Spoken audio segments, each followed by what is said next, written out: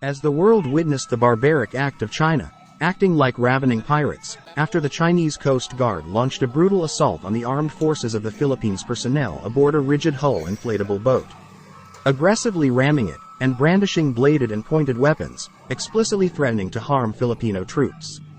Chinese Coast Guard armed with bolo, spear, knives, boarded on small patrol ship, destroyed and looted weapons and equipment. Amidst this violent confrontation, the CCG also deployed tear gas, intensifying the chaos and confusion, while continuously blaring sirens to further disrupt communication.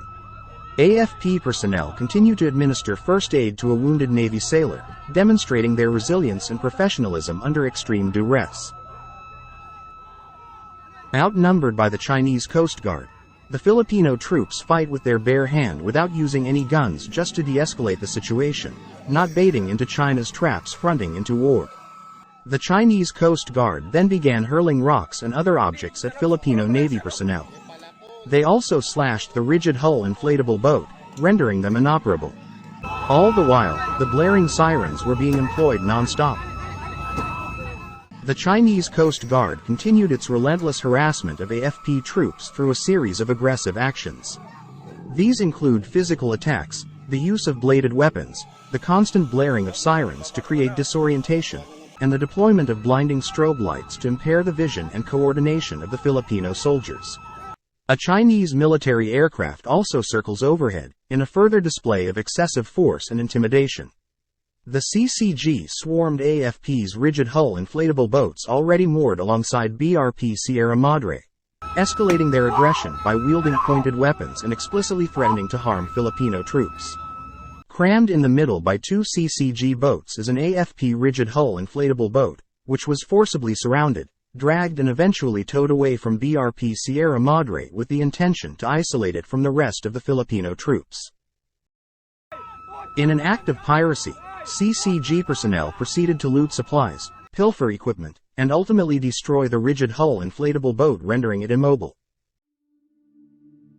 The world is now waiting what will be the response of the United States, testing its ironclad commitment to the Philippines.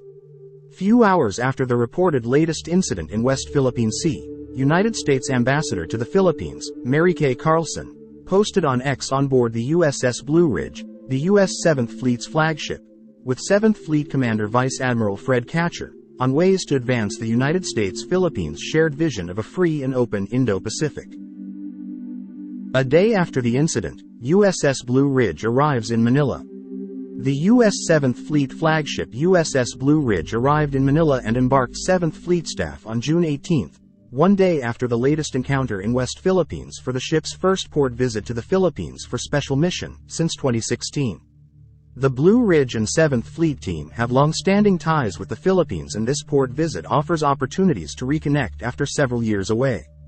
The crew will continue the tradition of participating in community service and cultural exchange events ashore, including multiple 7th Fleet Band engagements and community relations events. Blue Ridge Commanding Officer Captain Eric Andus will meet with Philippine Navy officials and distinguished visitors for a tour of the flagship to explain the ship's mission and goals. The Philippines welcomes USS Blue Ridge in Manila, says port visit timely amid recent conflict at West Philippine Sea. U.S. Navy 7th Fleet's command and control ship USS Blue Ridge docks in Manila on Friday morning. Naval forces of the Philippines, Japan, the United States and Canada embarked on a joint sail in the West Philippine Sea on Sunday in reaffirmation of their commitment to strengthen regional and international cooperation for a free and open Indo-Pacific. As expected, there are already serious talks on how the United States and the Philippine government react on the barbaric act to the communist Chinese pirates in the West Philippine Sea. As stated, the United States condemns the People's Republic of China's aggressive, dangerous maneuvers near Second Thomas Shoal, which caused bodily injury, damaged Philippine vessels, and hindered lawful maritime operations to supply food, water, and essential supplies to AFP personnel within the Philippines' exclusive economic zone. The United States stand by with the Philippines in support of a free and open Indo-Pacific. The Department of Foreign Affairs also confirmed talks with U.S. State Secretary Blinken to discuss Philippines and United States cooperation following the most recent developments in the West Philippine Sea and, in this regard, possible ways forward.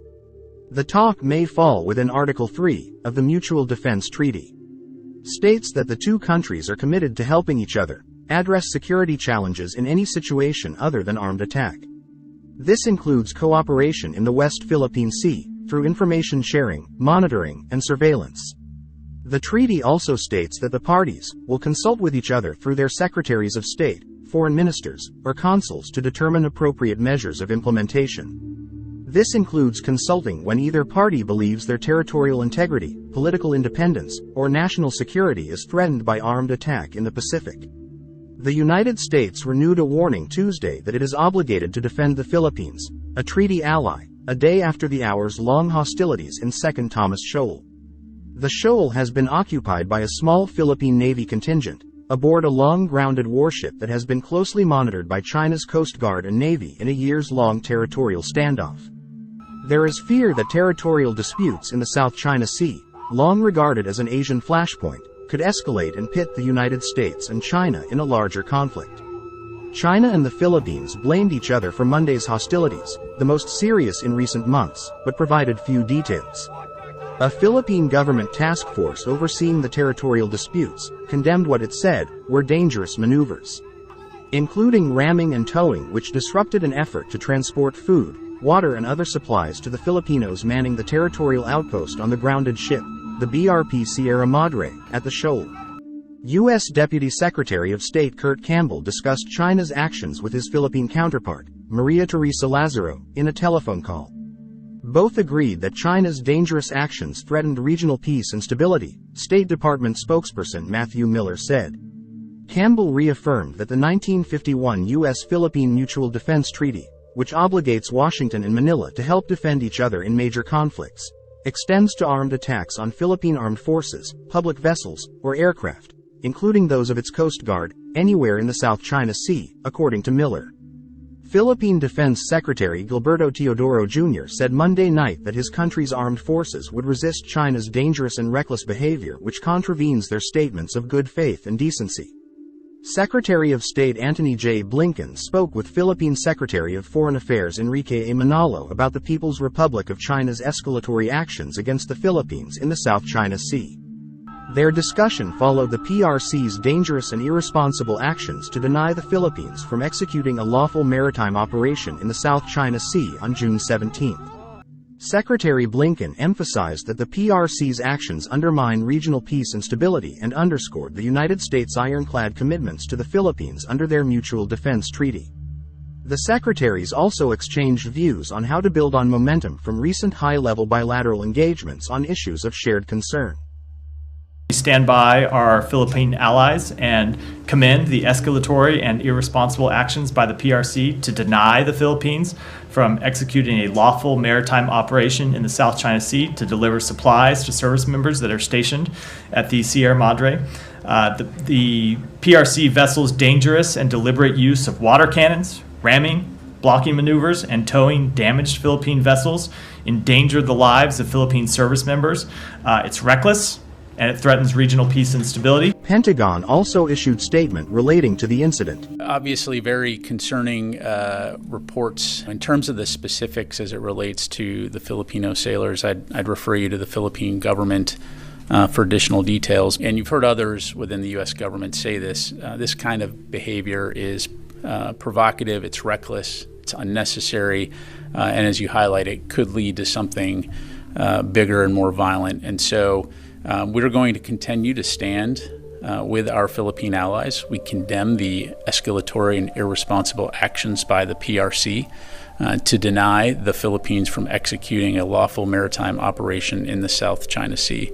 And as you've heard Secretary Austin and others say, the Philippines' rightful legal maritime claims must be protected. The Chinese Coast Guard gave a different version of the hostilities and said the Philippines is entirely responsible for this.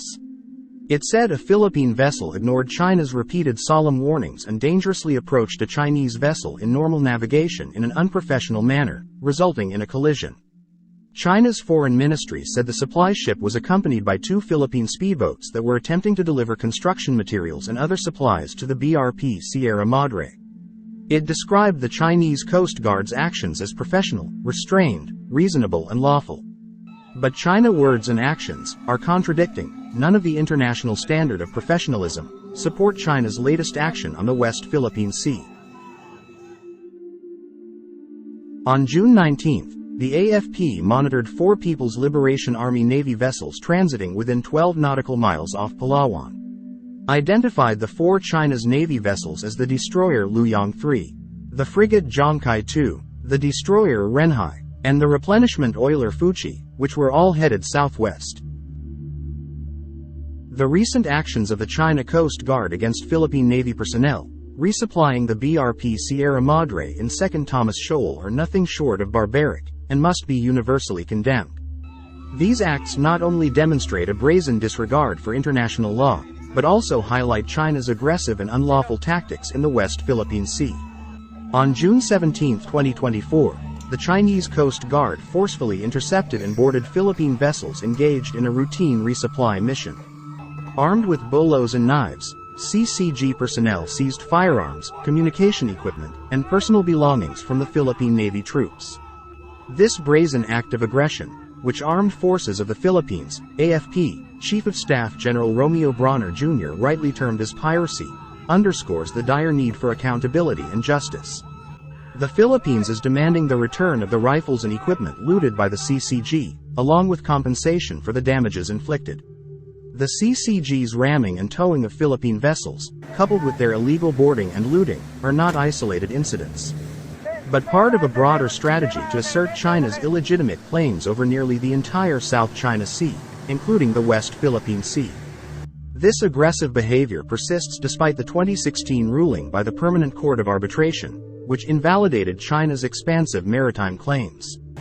The CCG's actions are a blatant violation of the United Nations Convention on the Law of the Sea, to which China is a signatory. This international treaty explicitly defines the rights and responsibilities of nations concerning the use of the world's oceans, emphasizing the need for peaceful cooperation and respect for sovereign rights.